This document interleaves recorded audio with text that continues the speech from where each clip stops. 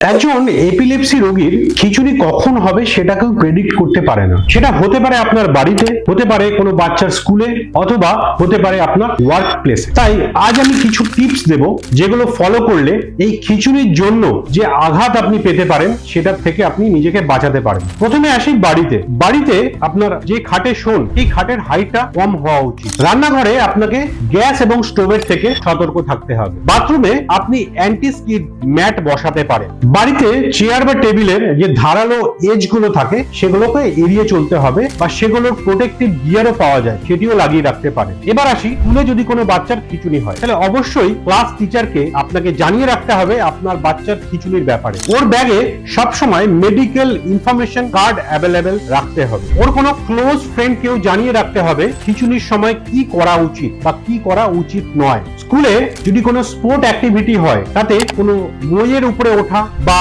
সাঁতার কাটা এগুলোই অংশ নিতে বারণ করবেন। এবার আসি, ওয়ার্ক প্লেসে যদি খিঁচুনি হয় সেক্ষেত্রেও আপনাকে আপনার কলিগদের জানিয়ে রাখতে হবে যে আপনার এপিলেপসি রয়েছে, এবং আপনার ব্যাগে একটা মেডিকেল ইনফরমেশন কিট কিন্তু রাখতে হবে। আপনার প্রয়োজন মতো খিঁচুনি আটকানোর কিছু ওষুধ পাওয়া যায়, যেমন নাকের স্প্রে, সেটাও কিন্তু আপনাকে অ্যাভেলেবেল রাখতে হবে। এবং হেভি মেশিনারি বা হেভি ইকুইপমেন্ট মানে ভারী কাজ যেগুলো সেগুলো কিন্তু অ্যাভয়েড করা উচিত, কারণ তার মধ্যে যদি খিঁচুনির সময় হাত আটকে যায় বা পা আটকে যায় তাহলে কিন্তু বড় দুর্ঘটনা ঘটতে পারে। মইয়ের উপরে উঠে কাজ করা বা দোতলার উপরে উঠে কাজ করা এগুলো কিন্তু আপনার অ্যাভয়েড করা উচিত। কম্পিউটার রিলেটেড কাজ আপনি করতেই পারেন, তবে মাঝে মাঝে আপনাকে ব্রেক নিতে হবে। এই সমস্ত টিপস ফলো করলেই কিন্তু আপনি বাড়িতে, স্কুলে এবং কর্মক্ষেত্রে একটা খিঁচুনি পেশেন্টকে বা এপিলেপসি যার হচ্ছে তাকে সাবধানে রাখতে পারবেন।